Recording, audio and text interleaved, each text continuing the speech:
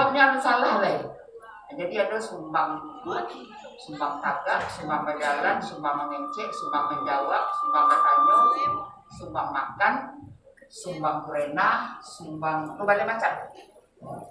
Itu kalau di Pati Sumbar ini, itulah merupakan semacam pendidikan akhlak untuk anak sekolah. Kami budo turun di dinas sebagai agama. Memperkenal selama kok tidak tahu orang dong. Orang sangka semua balik itu kata-kata sedikit. Ya memang undang-undang adat awal itu makin mirip kata-kata ini undang-undang. Sudah tuh ada undang-undang awal dan diberi sanksi. Bisa sanksi itu dibuang sepanjang adat, bisa sanksi itu tidak dibuang tapi rumah ada ditanggung. Zaman siswa, gonjong rumah itu dilakukan pada pelang dibuktikan, sehingga orang tahu bahwa di rumah itu ada yang tidak beres. Tapi yang paling parah, paling berat itu tadi murtad. Itu otomatis berhenti jadi orang Minang.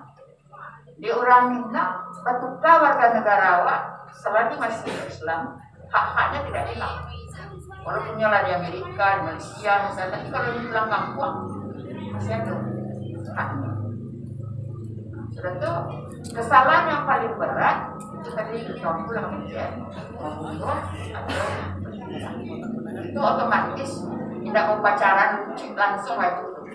Kalau istilah kalau juga membunuh tuh mandi soponya langsung ngecek buka jual bawa langsung ajian kadiang sangat tegas. Nah, sudah tuh kalau awak baca, itu kaitannya dengan cincin. Ada yang ditulis, sebenarnya tidak ditulis ya. Di kumpulan di Unzok dari penelitian ini. Ada nama undang-undang Tanjung Tanah. Di dalam undang-undang Tanjung Tanah itu kan sanksi untuk kesalahan itu denda dengan emas. Denda yang paling seketek sama yang paling ada sakati. Nah, kadang-kadang kesalahan pengertian itu dianggap undang-undang orang kerinci. Itu yang sampai undang-undang di Tewarman. Nah, di situlah di Tewarman ditegaskan bahasanya materi ilmiah. Jadi kalau bicara undang-undang adat itu banyak. Jadi banyak pasal. Ada pasangan-pasangan bisa tukang bunuh, upe, racun. Upe itu contoh saya secetek undang-undang yang wajib itu. Upe, orang tidak mati lah. Tapi kalau racun, dia kira orang mati. Tikam bunuh, tikam, tidak mati. Tapi kalau bunuh orang mati. Maliang curi. Jadi nama yang orang tidak tahu dong. Orang punya barang tuh, wajib itu panjang nama. Tapi kalau mencuri, orangnya tahu. Awak maliang. Itu balik ke mana tuh. Itu mungkin kalau awak dalami. Ada bukunya, ada. Betulan di YouTube Undo itu lagi aku tadi baca tentang undang-undang adat itu. Itu Salmi. Jadi yang paling penting untuk orang Minang sanksi masyarakat, sanksi moral. Jadi sanksi itu sebenarnya karena di orang Minang malu itu adalah rem. Jadi kalau dalam pepatah ada kecen tanah semingkala rumput salai lawannya. Malu dan alun kebebasan. Malu orang ketepian, malu orang. Jadi malu itu di Nabi dikatakan gue lah sekadar hati kalau tidak memalu. Aku ini dan banyak ananda-ananda terutama muda-muda dan kaum milenial ini harus hati-hati. Kecil orang banyak ini boleh malu dalam putih. Terutama dalam pakaian aja gini. Tidak boleh. Sementara Bondo lah ngambil buku tentang pakaian adat, pakaian anak daro, pakaian orang Minang, sampai ratusan macam. Dan satu-satunya di dunia yang punya pakaian sebanyak itu Minangkabau, kalah Jepang lewat. Ada di sampai ratusan macam nana takumpu itu contohnya untuk orang perempuan ya. Indah ada dan menampakkan orang, baik jarang atau sempit. Dan tidak ada yang menyerupai pakaian laki-laki. Nah itu. Jadi sejak siswa, amakonya Bundo heboh Bundo diwawancarai. jebak dan ebo-ebo.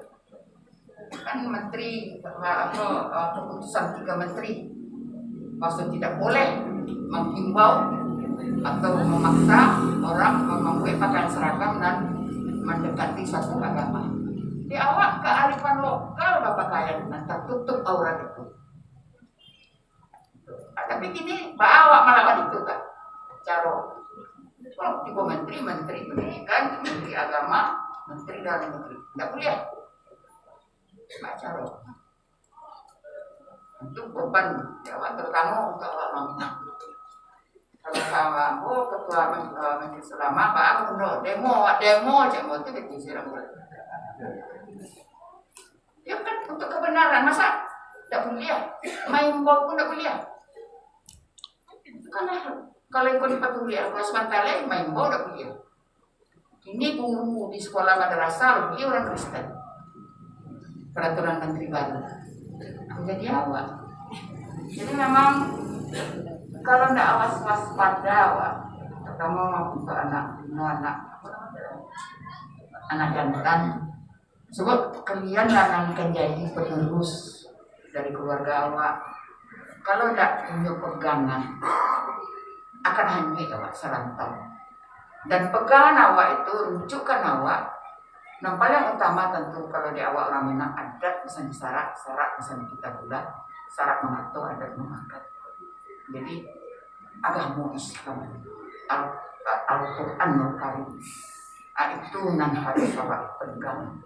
Kalau awak ingin selamat, soalnya dijanjikan itu nambah akan keselamatan tentang itu. Kalau awak melanggar itu pasti tidak akan selamat. Tantangan sangat banyak, peraturan sangat banyak. Dan awak orang Islam seakan-akan memang disengaja dipus dari ditekan dari sampai sejauh awak mempertahankan itu mengerikan soalnya. Tapi kalau awak kuat dan awak menjalankan itu dan selalu memohon kepada Allah petunjuk, awak pelajari ini awak sesuai, alhamdulillah mereka orang-orang tidak ada tidak pernah kejadian di dalam pergantian raja di Minangkabau di kerajaan bahkan sejak dijalanan tidak ada nama bunuh. Tapi kalau pelajari Majapahit untuk mengajar raja dibunuh, serta dibunuh itu. Tapi di Minangkabau tidak pernah terjadi. Digantikan dengan jalan yang sangat mulus sampai kini. Dan tidak ada penggantian datuk. Dan setahu aku karena pergantian itu tentunya ada. Nah, itu kan konsep yang luar biasa. Nah itu nomor 2 awak. Jadi itu barangkali untuk pertanyaan Sami. Jadi sanksi itu memang sanksi yang paling memalukan. Jadi malu itu harus dijaga, tidak boleh dipermalukan. Contoh celai di Minangkabau, atau tadi itu aku ngecen, tidak ada penjara, tidak ada tentara. Tapi negeri ini sangat aman. Ini menurut penelitian ada cenderakat nama orang Inggris. Ini membuat disertasi tentang kerajaan Babilon. Jadi kerajaan itu tidak punya penjara, tidak ada polisi, tapi orang masuk ke daerah. Jadi punya nama buku itu Kingdom of War. Jadi kerajaan kekuatan kata sumpah Dewi itu. Jadi orang takut masuk atau kemampuan ulang macam-macam kerajaan untuk bilang sumpah Dewi itu kalau itu dan ditakutkan. Ayo dan membuat dakwah dong. Itulah penelitian seorang doktor ini jadi profesor seniornya di Monash University. Waktunya penelitian butuh tahun ini. Sangat bodoh 9 tahun. Insyaallah dan lagi tahu bahasa satu-satunya di dunia raja dan menamun raja Allah. Sehingga ahli-ahli sejarah bingung yang membuat memformulasikan kerajaan Babilon. Ada nama mikir waktu Vatikan, tapi tidak cocok. Jadi bilangkah orang Barat tak sesuai dengan konsep ini. Itu. Jadi artinya apa? Kekuatan moral itu karena akhlaknya baik. Kan itu nanti sebab orang mau patuhnya, menghargainya, di akhlaknya luar biasa sesuai itu nangkawat tiru. Jadi akhlak nenek moyang memerintah karena akhlaknya sangat baik sehingga masyarakat menghargainya, menjatuhinya. Itu barangkali. Terima kasih. Assalamualaikum warahmatullahi wabarakatuh. Waalaikumsalam warahmatullahi wabarakatuh. Jadi itu cukup panjang pencerahan masalah hukum adat. Di Bajale saya unduh sadonyo. Dahulu alamku bersahabat dengan manusia. Contoh yang paling mari dikatakan tadi adalah muhtan, nomor 2 zina. Karena dalam Al-Quran menghampiri saja tidak boleh. Dulu di Pagaruyoko, kalau di hati satu rumah tuh ada yang membuat zina, itu harimau binatangnya dimakan harimau. Dan ada indahnya loh. Kalau jauhinya lah pernah dimakan harimau, di hati rumah itu masih terjadi perzinahan. Itu tandanya alam bersahabat dengan kita. Kenapa? Orang dulu mentahan menjalankan agama, jadi alam itu bersahabat. Itu alam. Hari binatang harimau itu alam. Dinyatakan dari situ. Itu yang paling jelek. Nah ini itu mungkin tentang hukum adat. Kesimpulannya adalah di Minangkabau hukum adat itu adalah hukum moral sifatnya. Tidak ada penjara, tidak ada pecut atau cambuk, tidak ada moral. Mungkin dibuka pertanyaan. Oke, silakan. Ada yang itu? Bismillahirrahmanirrahim. Assalamualaikum warahmatullahi wabarakatuh. Sebelumnya perkenalkan, nama saya Dino dari kalangan pemuda. Izin bertanya, kok bakato lebih tipu, kok malangkah lebih tepat, kok bakato lebih setua jago. Langsung saja, saya di sini ingin bertanya. Yang pertama itu, apakah bagian dari Sapieh Palahan bisa jadi daulat atau raja di kerajaan Pagaruyung? Kalau bisa bagian Sapieh Palahan jadi daulat atau raja di Pagaruyung, bagaimana mekanisme dan sistemnya? Dan kalau andai pun tidak bisa, bagaimana penjelasannya? Itu pertanyaan pertama. Yang kedua, yang ingin saya tanyakan ini cukup simpel. Apakah Minangkabau ada perbedaan dengan Pagaruyung? Yang ketiga, apakah semua yang menganut adat berseni syarat berseni kita mulai itu bagian dari kerajaan Pagaruyung? Terima kasih. Wassalamualaikum warahmatullahi wabarakatuh. Oke, cukup berbobot pertanyaan dari Dino. Barangkali yang menjawab pertama dulu Tuanku. Silakan pada Tuanku.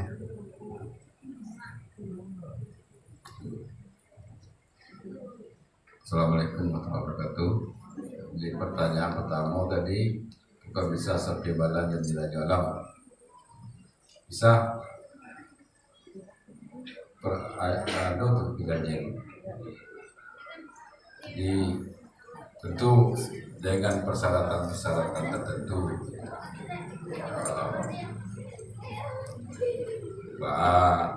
Ulangko, akonya, pengetahuannya, pengetahuan adatnya, agamanya. Sebab kalau tidak diseleksi untuk itu tentu bisa aja satu-satunya. Jadi tentu ada persyaratannya. Kalau di Pagaruyung tidak kayak di jalan. Bisa dicari dari terbebalan yang mungkin dan patut. Itu nak dikaji yang mungkin kalau petik. Yang mungkin untuk jadi raja tidak petik. Ada alurnya. Jadi itu jawabannya. Pertanyaan pada pertama, pertanyaan kedua tolong diulangi.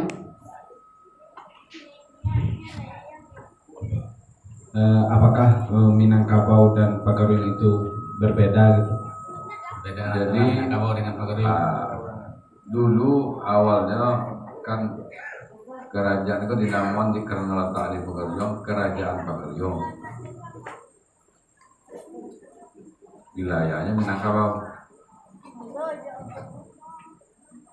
dari Sultan Bakilan Alam tadi dijadikan Kesultanan Minangkabau. Memang lah kebiasaan bahasa istanonya di Pagariong yang kerja Pagariong, jadi bukan Pagariong aja, ini tidak berbeda sama. Yang kedua, tanya tadi. Yang menganut adat Yang menganut adat pesan syarat pesan tabla.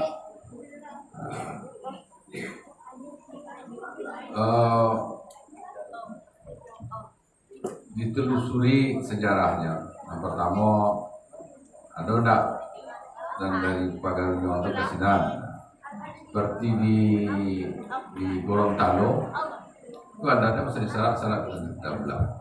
Tapi itu bukannya berasal dari Pagariong, tapi ulama yang membawa Islam ke sana dari Pagariong. Adatnya ada pesan syarat di Gorontalo. Makan bajang bakar dulu dia, mah baksonya beda.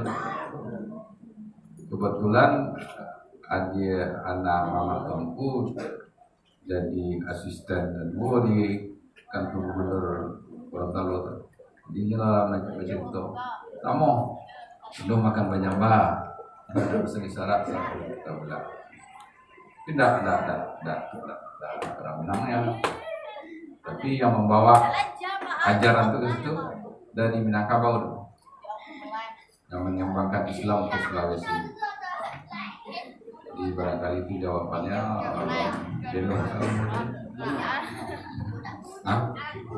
Pino. Jadi kalau anak perlu dia mudah-mudahan pelajari nanti kan. Kalau mama itu kalau kapal sangka ada silsilahnya ke Sinan.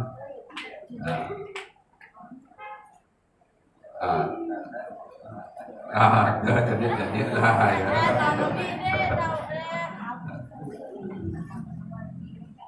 Jadi itu sebagai pencerahan dakwah supaya aku bergiat. Nah pokok tadi kalau sampai di dulu, bahasa intinya adalah awak menjadi seorang muslim yang soleh dan solehah. Nah intinya. Barangkali itu. Terima kasih. Menyambung kepada negosiasi tuanku. Tadi kamu dalam ya. Kalau misalnya sapi bala itu kuliah mana? Tadi tuanku dalam ya. Aku lain. Kalau di Pagariong lebih. Tapi tidak otomatis tuh. Antara negosiasi tuanku mesti dicari ya. Ada kriteria yang pertama tentunya memahami sudah ini orang soleh. Kalau secara ranking kalau oke sampai balahan mah kuliah. Jadi lihat bagaimana seorang pemimpin. Nah, jadi itu Pagariong itu nama kerajaan Minangkabau, nama kawasan budaya. Itu banyak kalau itu. Jadi di Sultan Alif Khalifatullah lah rancaknya. Jadi kerajaan Minangkabau Pagariong Darul Koror. Nah, Kesultanan Pagariong Minangkabau Pagariong Darul Koror digabungkannya. Jadi Pagariong itu sebenarnya kalau ada tanda pusat kerajaan. Kalau Pagariong itu kerajaan itu ketek mana kerajaan Pagariong? Itu barangkali itu Kemudian apakah nagari-nagari atau kawasan-kawasan daerah dan punya adat syarat pesan kita bulan itu otomatis Minangkabau? Tidak otomatis, tapi ada hubungan dengan Minangkabau. Rata-rata nagari-nagari yang mengaku itu ini ulamanya datang ke Pagariong. Jadi tadi daulat terangan undo tadi bagus isi ada Pak Hidayat Mbak Sulawesi Selatan diislamkan di Pagariong. Jadi pada abad ke-16 datang utusan dari raja-raja Bone, Goa, Sopeng, Tolu mengirim utusan ke Aceh Darussalam. untuk meminta ulama menyebarkan Islam di daerah Sulawesi Selatan. Aceh tidak bisa mengirim ulama, tidak ada ulama ada betul-betul. Itu jadi pertanyaan besar oleh awak. Pada abad ke-16, Pak tidak bisa Aceh mengirim ulama. Disuruhannya baik kepada Bundo. Iko tidak cerita Bundo, Iko leaflet waktu Bundo kalau waktu itu sejarahnya. Dikirimlah Raja Masur, salah seorang anak Raja Berkubian, jadi Iko ulama. Jadi mendaratlah mula di Borneo. Orang Borneo tidak menerima, itu sejarah. Sudah itu payah ke Goa tidak menerima. Sudah itu kalau ke Sopen, itu harus kalau dulu, buat dulu nak paling dulu. Hati bodi dulu, di Raja Lu diuji.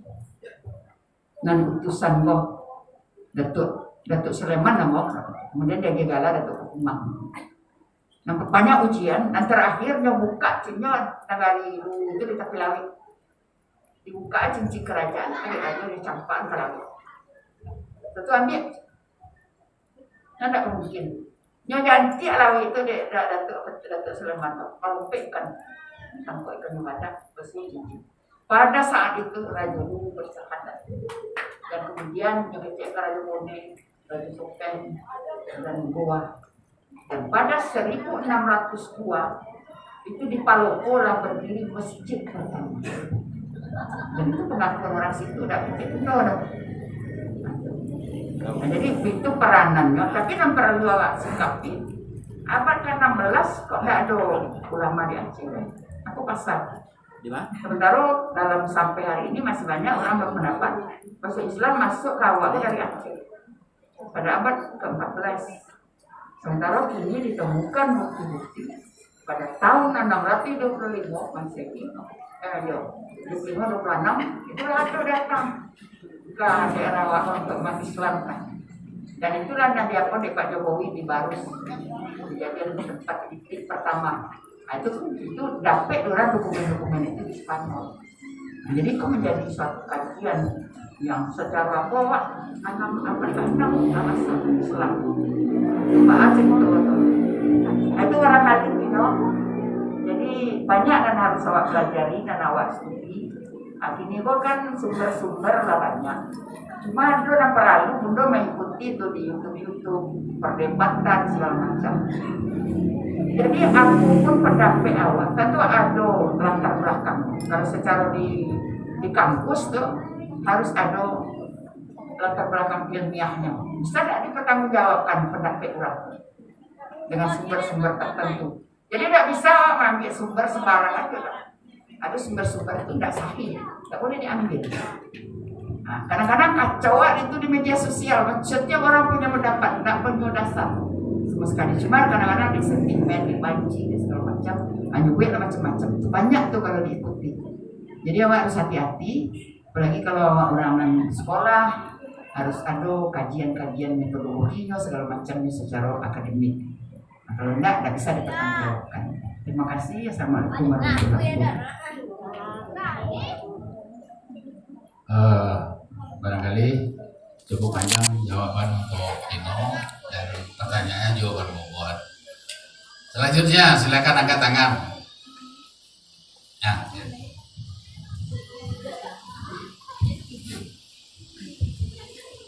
Assalamualaikum warahmatullahi wabarakatuh.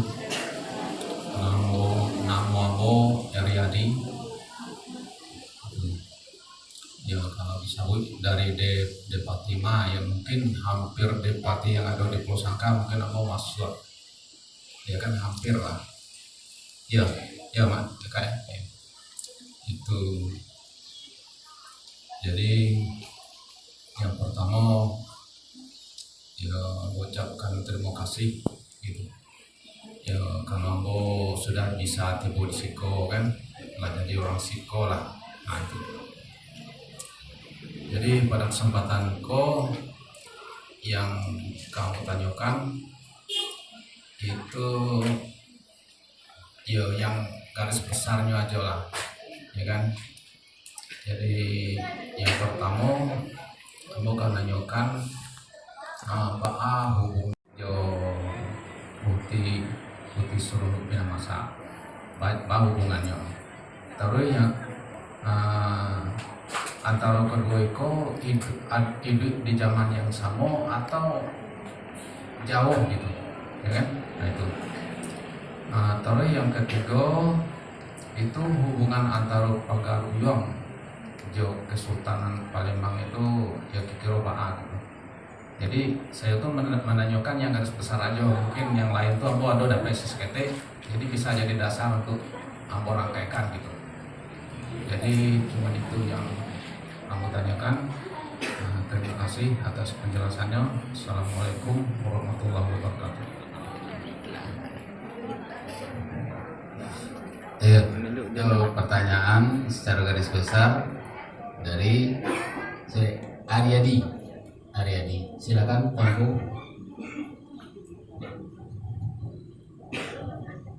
Assalamualaikum warahmatullahi wabarakatuh. Terima kasih pertanyaan. Jadi pertanyaan hubungan antara Datuk Perpati dan Sebatang Jo Lutfi Sundo Pinangsa.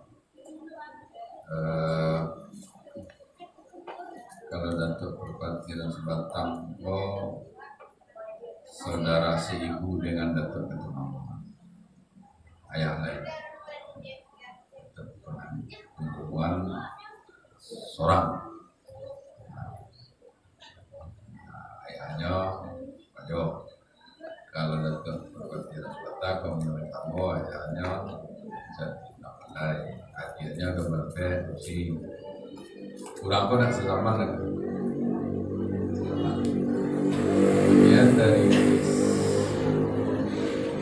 sejarahnya, Adi Jawarmangga istrinya dari keluarga keturunan Datuk Perpati. Dari Canyanggu.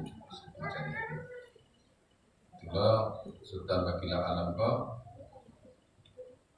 ibunya dari Canyanggu. Jadi hubungannya itu ibunya. Dan kedua dari kakak tak selama kejauhan, kakak berang.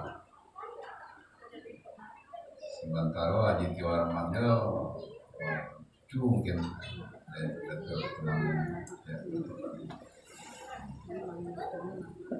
dan ke itu tadi Palembang. Dalam mulai pengiriman Sultan Selapan ada buktinya, itu ada pengiriman Sultan ke Palembang dari Pagaruyung, mana namanya, dan itu ada suratnya itu di dalam disertasi yang disampaikan dulu tadi, Kingdom of War tadi, yang di disertasi dari Jin Merakat tadi, Perang Inggris tadi, itu ditemukannya surat pengiriman itu jawabannya. Oke, selanjutnya mungkin diperluas. Terima kasih.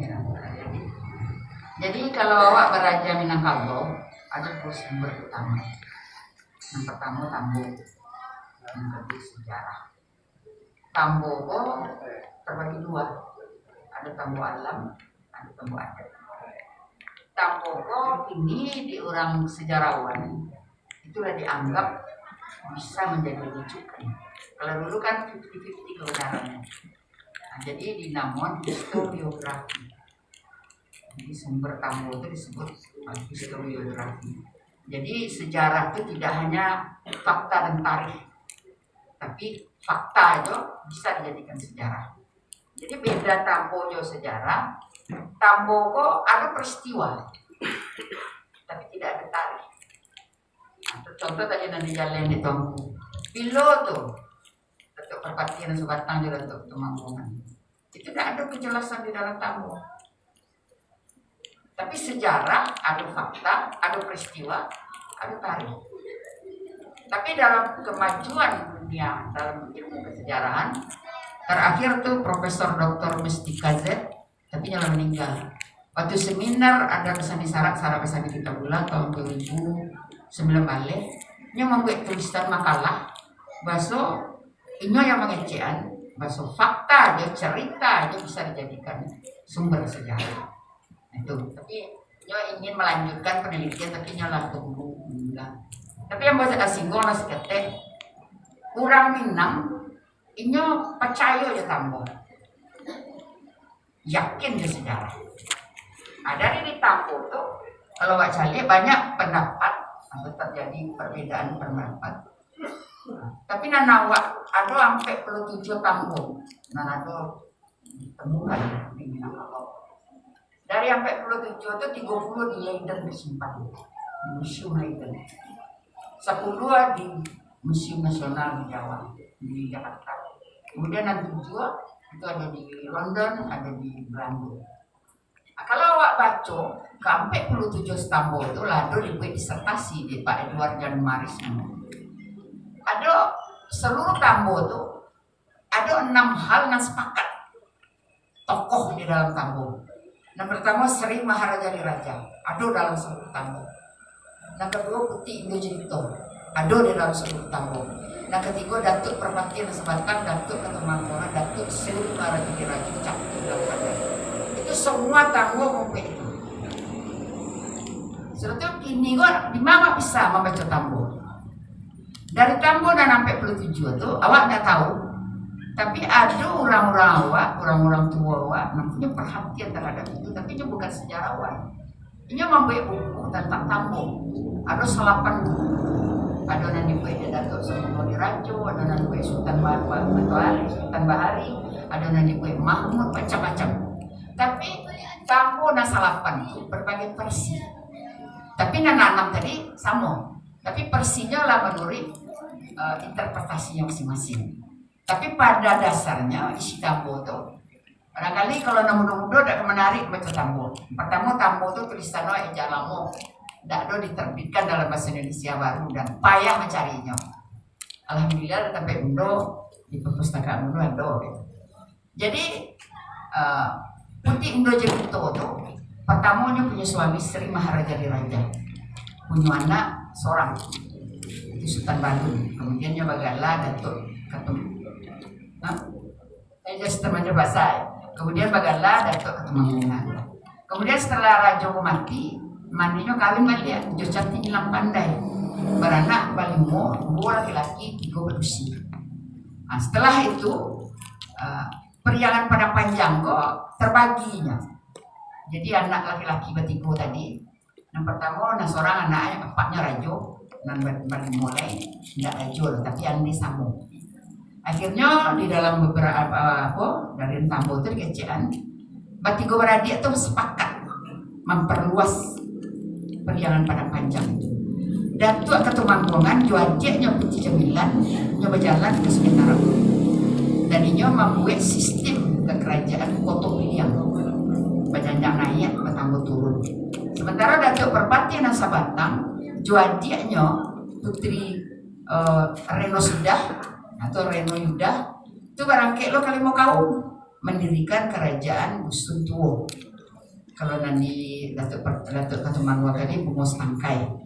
Nah, Datuk Perpati kok sistemnya bodi aku duduk sama rendah, gagak sama tinggi. Nah adiknya bernego-nego tetap tinggal di periangan, juadiknya yang berusi sari alam.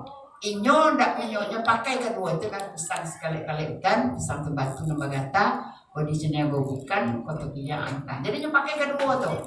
Dan daerah itu hanya ada di tanah datar. Sayuran Batang Bengkawai tidak banyak dong. Kalaupun ada berkembang keluar itu sedikit. Nah, itu larenan panjang.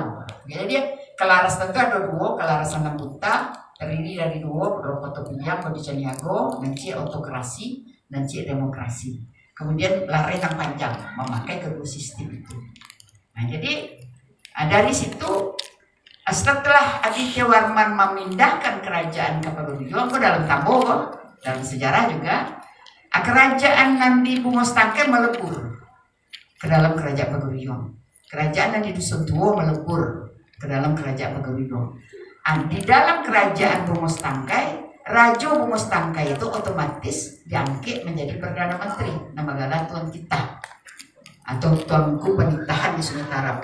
Sementara Nandi Limokau tadi inyo di secara pucuk bule urek tunggang kelarasan bodi caniago nyo pucuk.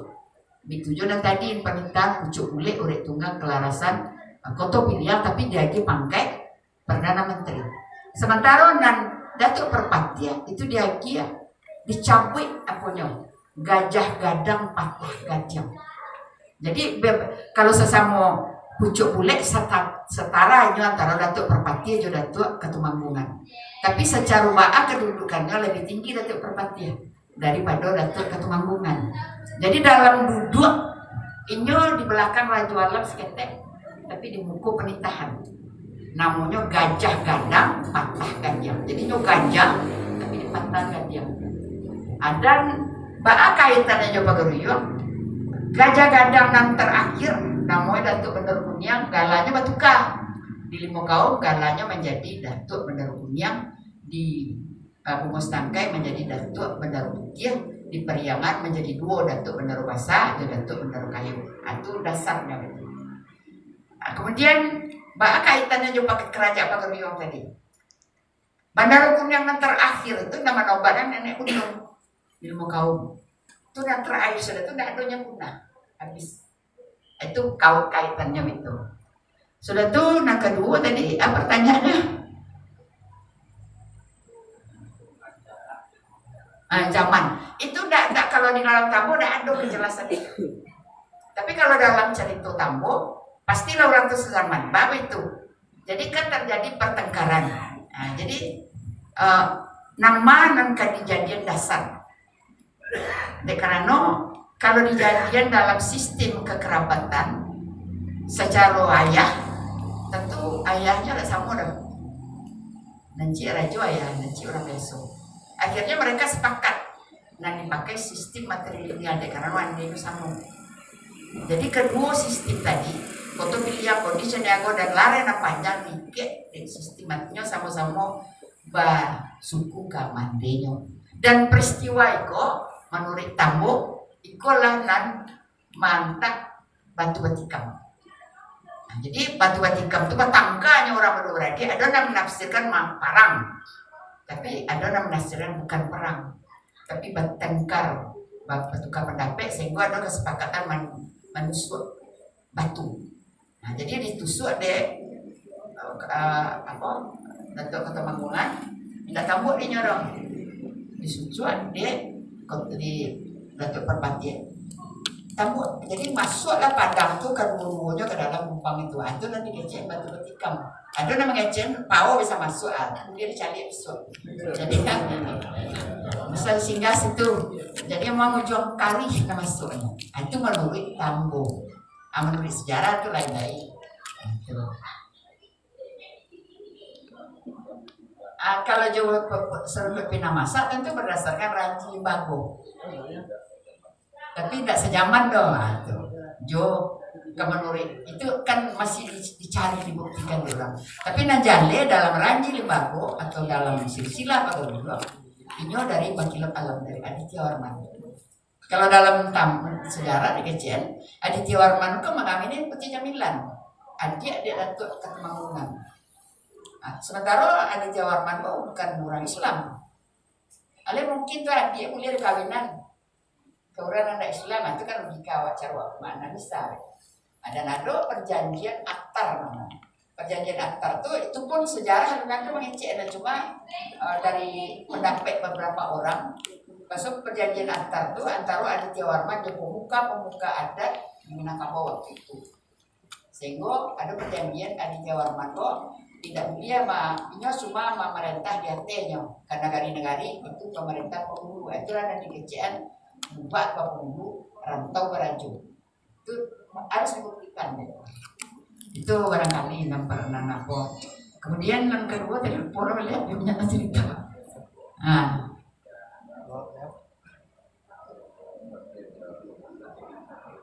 Sementara yang awak tahu dari silsilah dan ada di awak di Pagaruyung pada satu masa nanti bisa dicalit. Silsilah itu kan tidak sama orang melihat calit, tidak dia orang lain tapi. Jadi siap pokok cicit dia di Warman. Sering pernah masak kok. Baru sana coba Bakilat Alam. Bakila alam tuh pemerintahnya sampai balik 03 sampai beberapa tahunnya tak tahu ada. Tapi waktu itulah nyo mengubah kerajaan menjadi kesultanan. Sudah tuh membuat pasal-pasal mendeklarasikan Supasati Bukit Marapalang terdiri dari 5 balai pasal 95 ayat. Nah sudah tuh waktu nyola lah membuat surau di setiap kaum dan di setiap kampung dan di setiap negara. Itu dalam sejarahnya. Jadi Nanjale serunding pindah masak kok ada di Raja Paguyuang. Sama-sama dari Aditya Warman. Tidak bisa dibantah loh. Tuh. Nah, sudah tuh. Iya.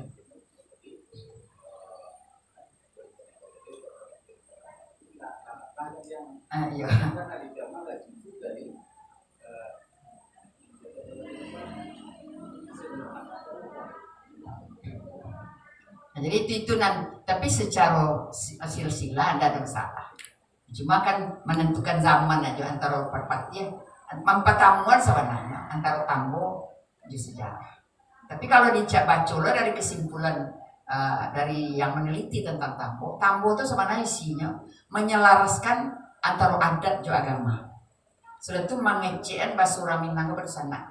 Itu dua hal kecilnya. Itu nomor baca ya. Tentu dan terakhir tadi pertanyaannya. Sultan Palembang. Itu yang pertama tadi nala diceritakan di kampung tadi. Tapi Bundo punya sumber, dapat Bundo dari bacaan dari para raton, dari ada beberapa tulisan.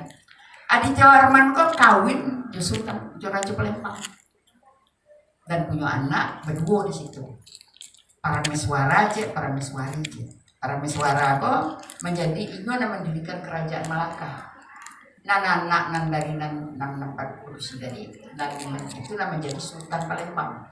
Jadi tadi yang gue bercerita jo sana kasus ada nan putih dari sana awak nan di Pulau Sangka dan sebenarnya lo tunangan jo Sultan Palembang, tapi akhirnya dia ada orang sudah tuh Sultan Palembang marah, serang lah.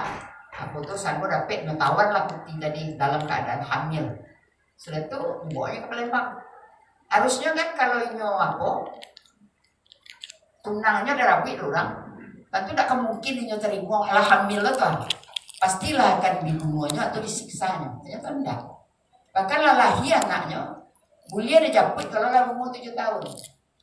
Jadi kalau wak cerita aja itu, kalau sering nama siapa? Cicit dari Warman. Nah jadi Raja Palembang itu cicit lah dari Warman. Jadi anak dalam kandungan gua, walaupun kurang nama rampok tunangannya, itu kemenakan itu. Nah itu hukuman yang sangat jelas itu. Jadi karena nyondak, dek kemenakannya, tentu dipeliharonya. Asal itu mulia dijapi ada syarat. Nah japi dia datuk nomor 7 balik ke Paguyuang. Nah kalau tidak kan mungkin laki-laki ya tunangannya diambil. Sudah itu nyoakan dalam hamil berarti ada anak namun suaminya. Tapi dia karena itu anak-anak kelahi itu walaupun lawan ini kamu akan ini kalau cara awak ini. Jadi logikanya seperti itu.